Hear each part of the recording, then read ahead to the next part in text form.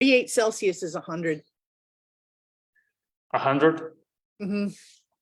Okay, so on the worst summer day, we get like 100 in here. All right, I'm just wrapping up the tech here, and we'll dive in shortly. Sorry for everyone who's watching this. So, all right, cool. Hello, friends. Hello, everyone. I'm here with my clients, the legendary Susan Rigg, had incredible results in the first 4 months of the program. Susan, thank you so much for coming here. I'm excited to share your story with whoever's watching this live or on the replay. Before we dive in and talk about your journey and all your wins, do you mind giving the viewers a little bit of an intro, please? Sure. I am a cheesemaker in Central Texas. I started my company in 2014. I went to chef school, so that's how I got into this whole cheesemaking thing. And my company has actually grown significantly in the last 9 years. So there's been some challenges, you know. Fantastic. Guys, for whoever's watching, chefs and restaurant owners, etc. Susan is the best in Texas and in America in regards to cheese. So if you guys need some supplier, feel free to reach out to Susan. She also does cheese making workshops, right? Yep. Which you are extremely booked. Yes. Yeah, we have hands-on fresh cheese making, which is sort of a beginner's level. Things like ricotta and fromage blanc, and then we have advanced cheese making classes too that are the cave aged raw milk. And we do 3 different advanced cheese classes. One is a blue style, one is a milled curd, which is similar to a cheddar, and one is a washed curd, which is like a Gouda. So they're, you know, the different kinds of cheeses. And the advanced classes are great, especially for chefs, because first of all, you get to come in and we make an entire batch in our vat, and then everybody gets their own wheel. We have 3D printed numbers, so you actually get to stick your number on your wheel. And then after we age it out for you for like 4 or 5 months, you come back and you get to pick your own wheel out of our cave and then package it up however you want. And I've had chefs who, you know, have gone and used them, you know, as a menu item. So it's a pretty cool deal. Pretty cool. Very exciting. So guys, you know who to talk to. Susan, let's rewind the time before you started the program. I think this was what? November, December? Yeah, around Thanksgiving. Somewhere around there. Okay. Yeah. Right. So before you even started the program, what was going on in your life? What kind of issues were you struggling with? Well, I did some weight loss stuff prior to COVID, and was okay at it. You know, I mean, I actually was, you know, felt pretty good, but COVID turned the whole world upside down. So, you know, I think we all went back to bad habits, and I didn't gain back all the weight that I had lost, but I gained back about 20 pounds during COVID. And I just kept thinking, I want to do something here. I want to like seriously take care of myself. I have a lot riding on my shoulders. I have my mother's actually been quite ill. So between taking care of family, my own household, my partner and I, running the company, my health took a back seat, no question, right? And then I started seeing Leo, you, with, you know, some of the other chef buddies that I have here in San Antonio, primarily Jimmy Cantor, and then also Paul Morales. And, you know, there's been a number of people that you've worked with, and I just saw them dropping the weight, and I thought, wow, okay, there's something to this. And I did a dinner event, a harvest gala with there were like 12 chefs there, but Jimmy was one of them. And I talked to him and I said, tell me what this is really about. And he was like, girl, do it. And that was it. That was like, okay, that was the moment. I'm going to do it. And it's just been this amazing journey, and I'm not done. Right. I mean, yes. I'm just going to keep keeping on. Yeah, we still got some work to do, but I think, you should be pretty proud of what you've done so far. What was your experience like when you first got started? Like your first weeks, your first months? Well, as a person who runs a decent sized operation, having the structural framework is everything. I mean, a lot of people don't understand how scientific cheese is, right? I mean, we have testing protocols and we have traceability from the FDA and all this, fun audit and regulation type stuff we deal with. That means that I have to be really operationally sound. And when I very first started with this program, I think that was the piece that I felt really good about. Starting with mise en place and the concept that all of us who live in Chefy world understand is you gotta set yourself up for success. And so a big part of it for me was that mindset work at the very beginning. So before even getting into the drinking water and the nutrition and the intermittent fasting and the exercise, it was that piece. It was, what are you doing? Why are you doing it? Right? What are your goals? And then it was one piece at a time. So I was never overwhelmed with it, right? I mean, it was just like, okay, we're going to add this. And, oh, by the way, we're going to add this. And it was fine. It was great, because every step of the way you have a little bit more success and you go, okay, I did that bit. And then as I mean, when you get farther down the line and you're doing longer fasts, and then, the GPS week was amazing. No carbs. I mean, 6 months ago, I would have been like, no way, it'll never happen. Yeah. But I did it, and I'm like super proud of myself for it.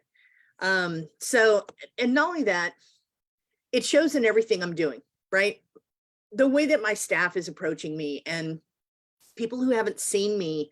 I just went out to dinner this last weekend with some friends we haven't seen in months. And, they're like, oh my God, you have a neck.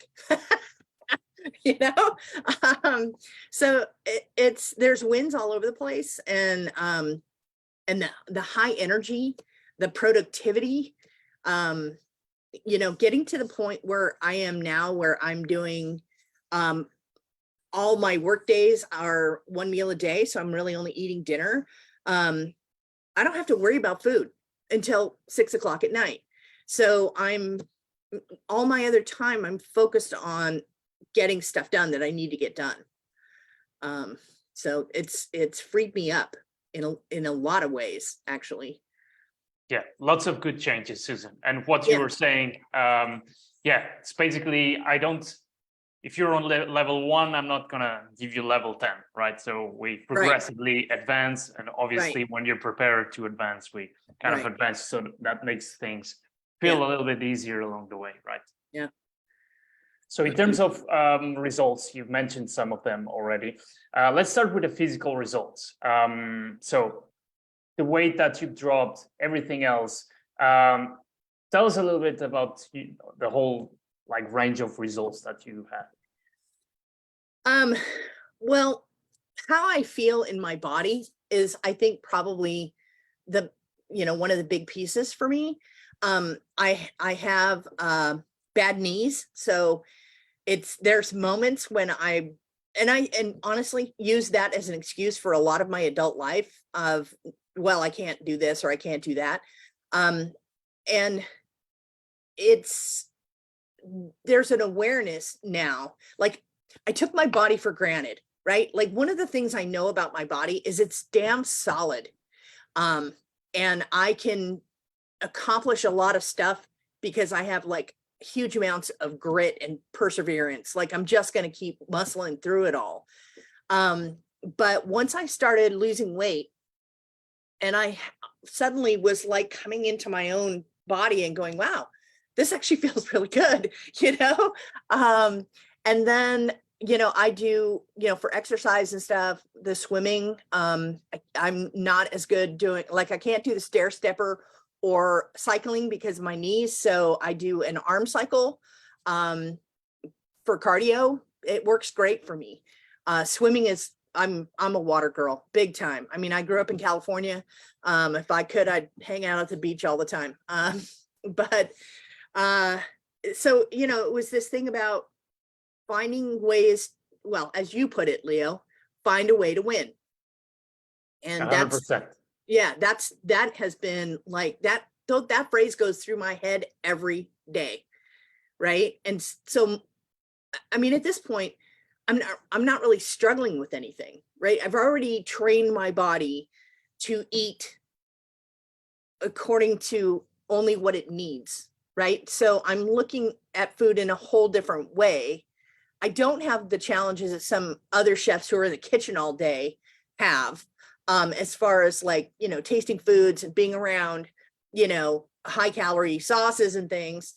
Cheese is not calorie free, but you know, we do tastings, but it's you know, a couple of times a week where we're like looking at what is this particular cheese and you know, this batch and how is it comparing to other batches. But I'm not, you know, in the kitchen with food around me all the time. And so with the intermittent fasting stuff, it was pretty good. And you know, and at the beginning, like this is my progression. Prior to doing all this, I used to eat breakfast tacos every morning, like pretty much without fail. And for the rest of you guys who are out there someplace else in the world, if you don't know what Texas breakfast tacos are like, you're missing out, right? But it's flour tortillas and eggs and cheese and probably some fried potatoes in there too, or bacon or sausage. And I, without fail, stopped on my way into work every single day. And it was just my habit. And so the first part of intermittent fasting was, okay, stop doing that. Right. And then I found that I could get bacon and eggs without all the flour tortillas and stuff. And so that became like my go-to lunch. And what I would do is have bacon and eggs and a salad, which sounds weird, but I was getting my protein and my greens for lunch and no carbs. And then dinner could be whatever dinner was going to be. Now that I've gotten to the point where I'm not even eating lunch most days, you know, as I said, I don't even have to think about food until dinner time. And part of it too is this, if you only have to worry about one meal a day, is a whole hell of a lot easier, right? Like I already know what I'm having for dinner tonight. Because I had that discussion with my partner this morning. Hey, what are we doing for dinner tonight? And I'm actually going to do a charcuterie board with cheese and olives and smoked salmon. So I've got something else going on this evening, and I thought I need something that's easy. Just pull it out and throw it on a board, you know. So yeah, I mean, and so that process of being able to say, how do I solve this without it being, oh my gosh, I got to spend hours meal prepping or procuring your meal, right? Like, because that was one of my other things is there's a place here that is a sandwich place that will deliver to where my creamery is. And but 3 o'clock in the afternoon and suddenly I'm hungry, I'm going to go get me a big 12-inch sandwich, you know, and eat the whole damn thing too. I don't do it anymore. I just don't. You don't need it, right? No. And so, like, do you feel like that you're starving yourself? Do you feel like that's difficult at all? Or it's like piece of cake? At this point in time, it's the norm. The norm is not to eat until dinner time. Right. So I'm just not even really thinking about it. Mm-hmm. I do iced coffee in the morning. You know, obviously nothing in it, but just black coffee, iced. I have my Yeti. Can you see my Yeti? Yeah. Bright yellow. But when I come to work, it's got iced coffee in it. And then I switch over to sparkling water or regular water, doesn't matter.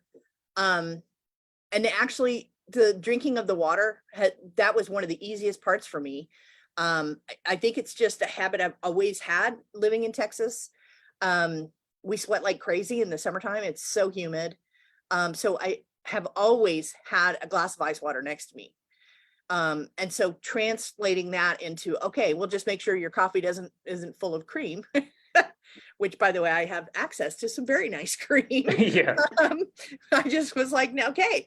And so in some ways it's really just changing the habit.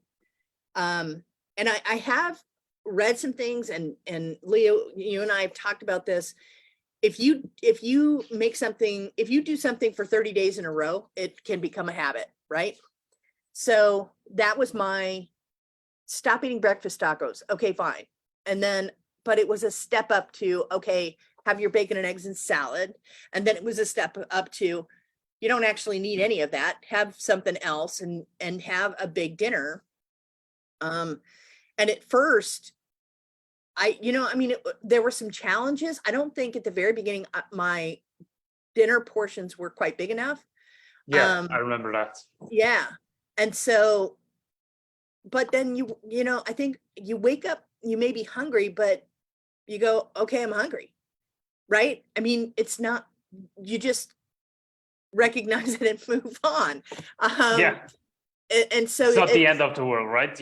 No. Yeah. And I'm not dying. I'm exhausted.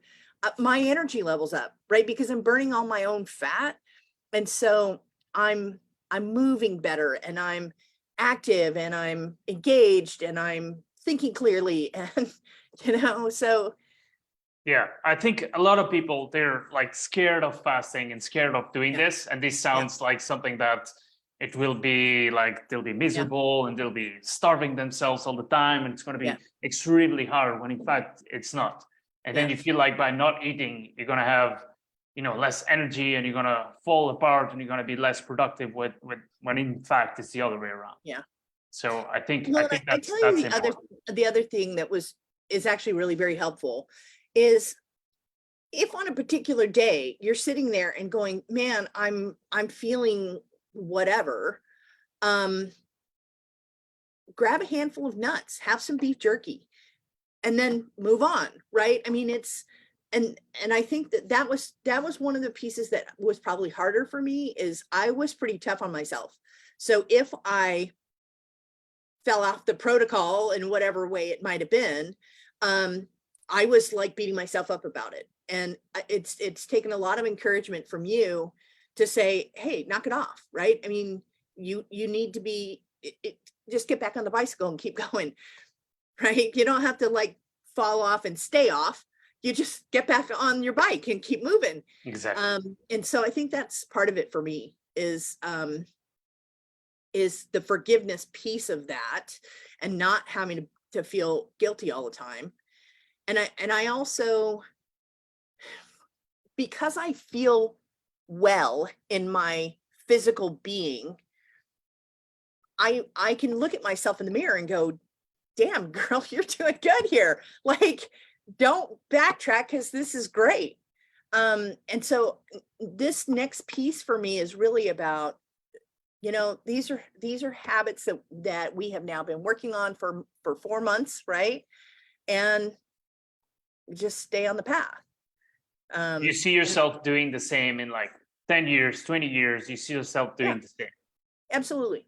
Absolutely. Because it's easy. Once you get it figured out, it's easy. Yeah. And I mean, honestly, when you go through something like this, everybody and their dog has a comment, right? Oh, well, I don't know how you can do that. I need to eat every 2 hours. Yeah. And it's like, okay, well, that's fine. If that's you and that's what you need to do, then do it. But this is working for me in a way that no other program has ever worked for me.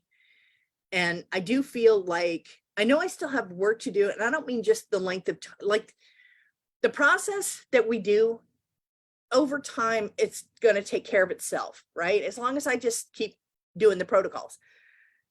The mental piece is that thing, right? It's this, how do I see myself in a new way and be okay with that, right? So I'm not there yet. I will admit that, right? I mean, there are things that I've noticed about myself. like for instance, I used to reward myself with food. So if there was a big win at work, we picked up a new client or a new vintner or whatever thing, and somebody's buying our cheese, it was like, oh yeah, let's go out to dinner. And now I'm getting more joy out of doing other things. Like it's springtime here, and Texas is gorgeous in the spring. This is the time of year. If you want to come to Texas, this is the time. April is gorgeous. And so I've been pruning my fruit trees and trimming back my bushes in my yard, and therefore being active and feeling good while I'm doing it. And then when I'm done, I don't go, okay, now I need a burger. As a matter of fact, I had some friends who were like, oh yeah, there's this place that has chicken fried steak. And I was like, no, you gotta be kidding me. I don't want that in my body. And so I've been being more creative, right? I know how to cook, for God's sake, because I went to chef school. So I did, was that last night? Yeah, I think it was last night before. I just did a big stir fry, snow peas and bean sprouts and shrimp, shiitake mushrooms. It was stupid easy, right? I mean, it took me like 20 minutes to prepare it all, and it's super healthy. Yeah. And by the way, no carbs, and I didn't miss them. I wasn't sitting there going, oh, gee, I need some noodles with this. Something that would never happen before, right? No, never. You would definitely struggle a lot to skip like one meal without carbs. Yeah, absolutely. So really awesome stuff. Susan, what was the #1 challenge that you faced during this program, and how did you manage to overcome that? On some level, it's probably the exercise stuff and my mindset around that. You and I just had this conversation because of the state of my knees. When I was young, I saw myself as an athlete. I identified without question as an athlete. I played all kinds of high school sports and soccer when I was growing up and all the rest of it. And so I had a car accident, when I was 17 years old, and it changed my life without question and changed everything. But because of that definition athlete, I was like, well, I can't have that. I can't be that. And it's taken years of mental work to get to the point where, I actually realized I can have that. I had an orthopedic doctor who basically said to me, Susan, you're full of shit. There's people that are missing limbs who go to the Paralympics. So I don't want to hear it. Like, go figure out what you can do. So I bought a kayak, right? I was when I was working with the previous guy. So it was right before COVID, right? So again, this is one of those workarounds. My knees may not be great, but boy, I tell you, I got some upper body strength. So I can get in and out of the water. I love being in the water. The lakes and rivers in Texas are fabulous for this kind of stuff. So I just found other ways to solve those issues. And it's baby steps.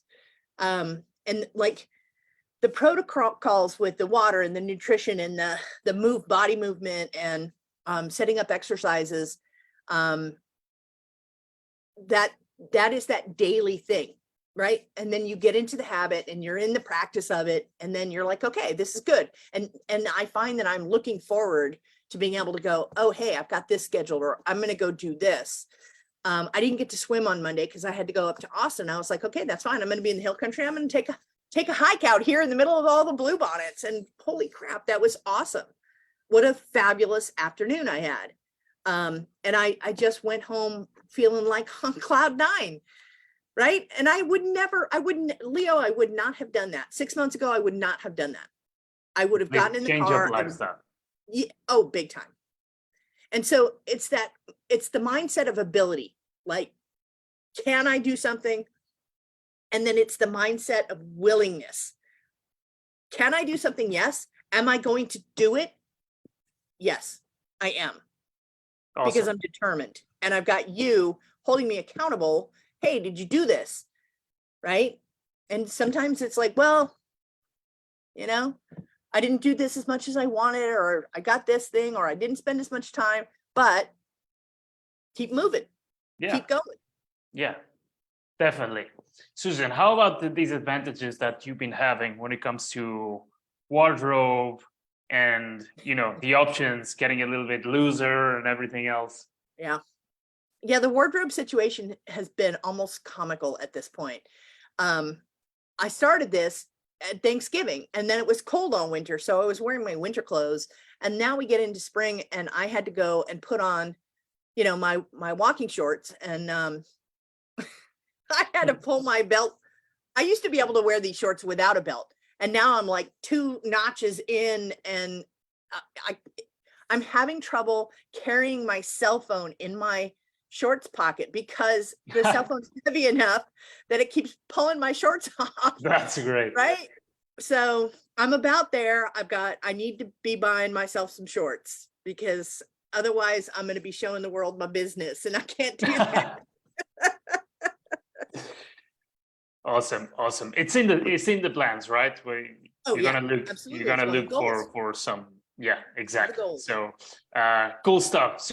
Susan, what would be your advice for people watching this that might be in a similar situation as you were before you started the program? Like in terms of help, I think they're struggling. I think one of the most important things is understand that this is flexible. Are there protocols? Yes, but there's lots of things that you can do to modify it how you need to modify it, right? And take the first step because once you research it, look it up, talk to some people that are doing it, and then just take that first step. And if you hate it, you hate it. But I don't hate it. I don't. As a matter of fact, I'm really enjoying it.